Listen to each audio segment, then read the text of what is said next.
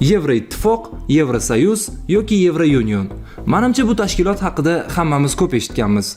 Lekin aslida u nima maqsadda tuzilgani va qanaqa qilib dunyodagi eng qudratli tashkilotlardan bittasiga aylangani ko'pchilikka qorong'u. Bugun aynan shu mavzuda, ya'ni Yevropa ittifoqi qanaqa qilib shakllangani va nima uchun hozirda davlat munosabatlarida bunchalik muhim rolga egaligi haqida gaplashamiz. Siz xuddi shunday kanaldasiz. Meni ismim Mahmud. Boshladik. Bema'ni behayo narsa ko'rishni kamaytir. Xuddi shunday. Atrofga bo'lgan dunyo qarashini kengaytir. Xuddi shunday. Vaqtini zoya ketkazmay to'xta. Xuddi shunday. Top million ma'lumotlar. Xuddi shunday. Ko'p manbalarda Yevropa ittifoqi tuzilish sanasi 1992-yilda deb beriladi. Lekin hammamiz bilamizki, Yevropaning bu 12 ta kuchli davlatlari o'z-o'zidan bunaqa qarorga kelib qolmagan. Bunga ma'lum vaziyat va shart-sharoitlar sabab bo'lgan. Demak, Yevropa ittifoqi tuzilishining asosi Ikkinchi jahon urushi yakunlariga to'g'ri keladi. Tasavvur qiling, 1945-yil. Barcha Yevropa davlatlari urush oxirida butunlay holdan to'ygan paytda jahonda SSSR va AQSh dunyoga hukmronlik qiluvchi ikki buyuk державаga aylanadi.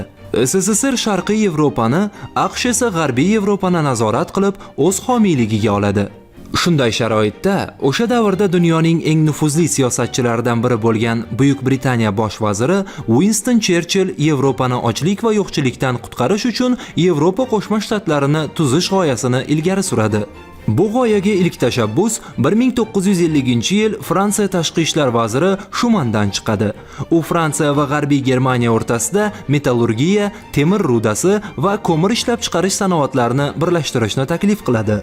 Bu taklif keyinchalik Shuman deklaratsiyasi sifatida tanilib, 1951-yilda Yevropa ittifoqining debochasi deb hisoblanadigan Yevropa ko'mir va po'lat hamjamiyati tashkil etilishiga asos bo'lgan. Ushbu hamjamiyat tarkibida dastavval Fransiya, Germaniya Federativ Respublikasi, Belgiya, Lyuksemburg, Niderlandiya va Italiya kirgan. 1957-yilga kelib, bu davlatlar ikkita muhim shartnomani imzolashadi. Birinchisi Yevropa iqtisodiy hamjamiyati. Undan maqsad a'zo davlatlar hududida yagona bozorni joriy etish bo'lgan. Chunki yagona bozor fuqarolarga bu hududlarda erkin ishga joylashish va davlatlar o'rtasidagi bojlarni bekor bo'lishi kabi qulayliklarni yaratardi. Bundan tashqari bu shartnoma orqali davlatlar hududida transport, savdo-sotiq va qishloq xo'jaligi rivojlanishi ham ko'zda tutilgandi. Ayniqsa umumiy qishloq xo'jaligi a'zo davlatlar o'rtasida qishloq xo'jaligi mahsulotlari o'sishi, narxlarning tartibga solinishi va fermerlarning adolatli turmush darajasini ta'minlardi. Ikkinchisi Yevroatom, ya'ni Yevropa atom energiyasi hamjamiyati tuzilgan. Ushbu shartnomalarning amalda qo'llanilishiga ko'p yil ketgan bo'lsa-da, ular Yevropaning birdamlikka qo'ygan qadamining muhim bosqichi bo'lgan. 1965-yilda avval aytib o'tgan 3 ta shartnoma Yevropa ko'mir va po'lat hamjamiyati, Yevropa iqtisodiy hamjamiyati va Yevroatom yagona komissiyaga birlashadi. Shunday qilib, imzolangan shartnomaga binoan 6 davlat yetakchilaridan tuziladigan Yevrokomissiya ushbu davlatlarning umumiy manfaatlaridan kelib chiqib qonunlar ishlab chiqaradi. Uning qonunlarini bosh vazirlardan iborat bo'lgan kengash tasdiqlaydi, o'zgartiradi yoki rad etadi. Yevroparlament esa Yevropa aholisi manfaatlarini ifodalab, Yevrokomissiyaning qonunlariga baho beradi. Shuningdek, Yevropa sudi qabul qilingan hujjatlarning qonuniyligi ustidan nazorat yuritadi.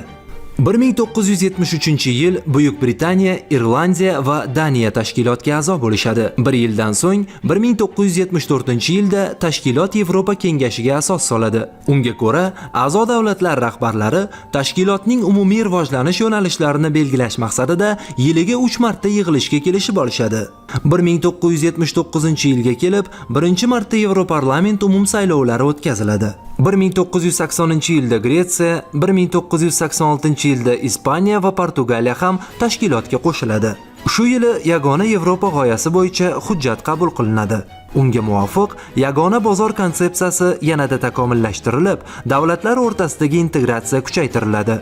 SSSRning parchalanishi va Berlin devorining qulashi 1992-yil 7-fevral kuni 12 davlat yetakchilari tomonidan Maastricht shartnomasi tuzilib, rasman Yevropa ittifoqi tashkil topishiga olib keldi. Bu shartnoma nimani nazarda tutardi?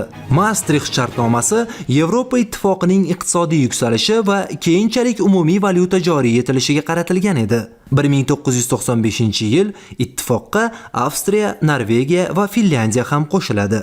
Shu bilan 1995-yilga kelib, Yevropa ittifoqi davlatlari soni 15 taga yetadi. Shuningdek, bu davrdan boshlab Schengen shartnomasi ham amal qilishni boshlaydi. Endi esa navbat Schengen vizasiga. Birinchi bo'lib, nima uchun Schengen vizasi deyilishiga aniqlik kiritamiz. 1985-yilda bo'lajak Yevropa ittifoqining o'sha davrdagi a'zolari tomonidan qabul qilingan shartnoma Lyuksemburgning Schengen shahrida imzolangani sharafiga shunday nomlangan. Bu shartnomani imzolagan davlatlar Schengen zonasiga qo'shiladi va bu davlatlar hududida xuddi bir mamlakatda bo'lgani kabi Schengen vizasiga ega bo'lgan fuqarolarning erkin harakatlanishiga ruxsat beriladi. Shunday qilib, Schengen vizasi bu Schengen shartnomasi asosida vakolatli organlar tomonidan Schengen zonasiga tashrif buyurish uchun xohish bildirgan shaxsga beriladigan hujjatdir. Bu degani, kimda Schengen vizasi bo'lsa, u bemalol Schengen zonasida Yevropaning asosiy davlatlari bo'ylab hech qanday chegaraviy muammolarsiz istalgan davlatga borib, doimiy yashashi yoki sayohat qilishi mumkin. 90-yillar oxiriga borib, butun Yevropa ittifoqi bo'ylab yagona valyuta yevroning ham joriy etilishi loyihasi rivojlandi. Faqatgina Buyuk Britaniya, Shvetsiya va Daniya o'z pul birliklaridan kechishni istashmadi. Natijada Yevropa Markaziy banki tashkil etildi. Yevropa bozori 1999-yildan yagona bozorga birlashdi. 2002-yildan esa yevro muomalaga kiritildi. Aynan yevroning joriy etilishi Yevropa ittifoqini dunyo iqtisodiyotida bir butunlik sifatida ishtirok eta boshlashining asosiy omili bo'ldi. 2004-yilda Yevro ittifoqqa 10 ta davlat qo'shildi. Ular Estoniya, Latviya, Litva, Polsha, Chexiya, Slovakiya, Sloveniya, Vengriya, Malta, Kipr. 2007-yilga kelib esa Bolgariya va Ruminiya ham a'zo bo'ldi. Shu yili imzolangan Lissabon shartnomasiga ko'ra, tinchlikni ilgari surish, barqaror rivojlanishni qo'llab-quvvatlash, ijtimoiy notenglik va diskriminatsiyaga qarshi kurash hamda madaniy merosni asrab-avaylash Yevroittifoqning navbatdagi asosiy yo'nalishlari deb topiladi. 2008-yilgi global inqiroz Yevropa banklariga ham katta ta'sir o'tkazadi. Ayniqsa uning salbiy oqibatlari Gretsiyada yaqqol ko'ringan. Oqibatda Yevroittifoq bu davlatga moliyaviy yordam berish va mamlakatda chuqur moliyaviy islohotlar o'tkazish yo'li bilan uni inqiroz botqog'idan qutqarib qolgan. Avvaliga Yevroittifoqqa qo'shilishga bir necha bor ariza topshirgan bo'lsa ham, 2016-yilda Buyuk Britaniya referendum orqali bu tashkilotdan chiqishga qaror qildi. Uzoq muzokaralardan so'ng 2020-yilga kelibgina u ittifoq tarkibidan chiqishga muvaffaq bo'ldi. Shunga qaramasdan, ittifoq byudjetiga ulush berib borish va qabul qilishni yil oxirigacha davom ettirdi. 2022-yilga Yevroittifoqning umumiy byudjetida daromadlar 169,5 milliard yevroni, xarajatlari esa 170,6 milliard yevroni tashkil qiladi. Bundan atigi 5% mablag'lar tashkilot ma'muriyatiga ketsa, qolgan 95% umumittifoq siyosati uchun yo'naltiriladi. Aslida Yevropa ittifoqi umumiy byudjeti 7 yilga mo'ljallab oldindan tuziladi. Ammo bu davrning ichida ham har yil uchun daromad va xarajatlar belgilab qo'yiladi. Bu mablag'larning taqsimoti bilan Yevropa ittifoqining tarkibiy 3 organi mas'ul bo'lib, ular Yevroparlament, Yevrokomissiya va Yevroittifoq kengashidir. Amalda byudjet muzokaralari ko'proq a'zo davlatlarning manfaatlaridan kelib chiqib aniqlanadi. Bu ayniqsa byudjetni bir ovozdan tasdiqlash talab qilinadigan kengashda seziladi.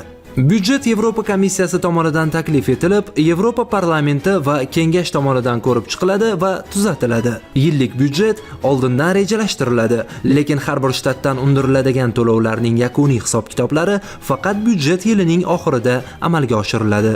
Schengen zonasi Buyuk Britaniyadan tashqari asosiy 26 ta Yevropa mamlakatlarini o'z ichiga oladi. Ruminiya, Bolgariya, Xorvatiya, Kipr va Irlandiya kabi davlatlar tez orada shartnoma imzolaydi. Biroq Norvegiya, Islandiya, Shvetsariya va Liechtenstein kabi Yevropa ittifoqiga kirmaydigan, lekin Schengen zonasining bir qismi bo'lgan va erkin harakat siyosatiga amal qiladigan davlatlar ham mavjud. Hozirda Yevropa ittifoqi hududida 447 million atrofida aholi istiqomat qiladi. Buyuk Britaniya chiqib ketganini hisobga olganda, bugungi kunda Yevropa ittifoqiga 27 ta davlat a'zo bo'lgan. Ulardan 19 tasi Yevrozonaga kiradi. Qolganlari esa yevroni o'z valyutasi sifatida tan olgan. Shuningdek, Yevroittifoq yanada kengayish arafasida. Masalan, hozirgi kunda Bolqon yarim orolidagi davlatlar Ukraina va Gruziyaning ham Yevroittifoqqa qo'shilishi bo'yicha muzokaralar davom etmoqda. Ko'rib turganimizdek, davlatlarning hamjihatlikda siyosat yuritishi nafaqat xalqqa foydali bo'ladi, balki yer yuzini kuchli davlatlarga to'ldiradi. Aytgancha, siz nima deb o'ylaysiz? O'rta Osiyoda ham shunaqa ittifoq tuzish mumkinmi? Javobingizni kommentariyada yozib qoldiring va video yoqqan bo'lsa, like bosishni unutmang. Sizlar bilan Kamina Mahmud bo'ldi. Omad hamrohingiz bo'lsin. Hey stop, keyingi kadr, motor kamera. Bu ko'rsatuvda hatto qanot yozadi hammeram. Faqat qiziqarli fakt, foydali kontent kuzatar bizani pensioner yoki student. Xuddi shunday tarzda davom etadi kanal. Xuddi shunaqasi bitta o'xshashi esa naval. Hoziroq yoqib qo'ng'iroq bo'lgin obuna, like va komment ayamagin so'ra.